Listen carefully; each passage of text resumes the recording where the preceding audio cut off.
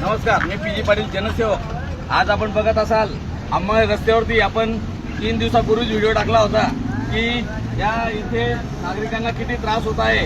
हे पोल मधले रस्त्यातले काढून घेतले, लाईट बंद झाले, रात्री बऱ्याचशा घटना घडल्या। या अगोदर विद्यार्थ्यांना सुद्धा गाडीचं नुकसान झालं, पण जीवितहानी झाली नाही। मला असं वाटतं की प्रशासनाला जीवितहानी व्हायला पाहिजे, म्हणजे घटना घडल्यानंतर आम्ही येऊ, आम्ही तुम्हाला मदत करू। अरे बाबांनो, त्याच्या पहिले आता बघा, या व्यक्तीची गाडी पूर्ण चेंबर खाली, इथं जो आहे इथं पोल होता, या पोलच्या खाली चेंबर आहे, लाईट काढून घेतलेला आहे मोठा पोल, खाली चेंबर मध्ये गाडी अडकली आणि त्याचं पूर्ण इंजिनचं नुकसान झालं, इंजिन फुटून गेलं। आता बघा, तो हजारो रुपयाचं नुकसान या व्यक्तीचं झालेलं आहे। प्रशासन आता अतिशय निगरगट्ट झालेलं आहे। मला एवढंच म्हणायचं प्रशासनाला, मी तर म्हणतो ह्या अधिकाऱ्यांची प्रॉपर्टीची चौकशी झाली पाहिजे। हरामाचा पैसा कमवून राहिले, सर्वसामान्यांच्या जीवावरती उठलेले आहेत। इथे मागे सुद्धा बालाजी पार्कची गाडीवरती ऍक्सिडेंट झाला, अंबानीचा व्यक्ती वारला।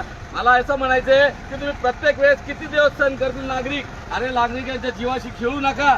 इथं रोड होते, सांगितलं आता 4 दिवसापूर्वी टाकलं गेलं, तर तुम्ही कुठे प्रशासनाने अजून पोल काढले नाही, साईडचे पोल काढले नाही। कुठल्या प्रकारे विकास होत आहे? मध्ये रस्त्याचे पोल आहेत, अरे अंधाधुंद चालू आहे। तो निधीचा गैरवापर होतोय, निधी देणाऱ्याने दिला पण वापरण्याने नीट वापरला पाहिजे। रस्त्यात पोल आहेत, आता चेंबर आहे मध्ये, लाईट चेंबर आहे, कसं चेंबर आहे तुम्हाला दाखवतो।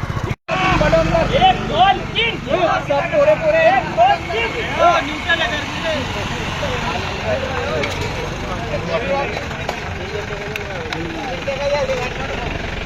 या पण खाली बघतायत, चेंबर आहे, लाईटाचं चेंबर आपण बघू शकता। त्या चेंबर मध्ये अटकलेली आहे गाडी, पूर्ण इंजिन फुटून गेलेलं आहे। पहा, सगळं ऑइल त्याचं बाहेर येत आहे। हे अशा मध्ये फाउंडेशन आहे, हे आता दिसत नाही। आता दिवसा अशी घटना घडली, रात्री किती घटना घडतात।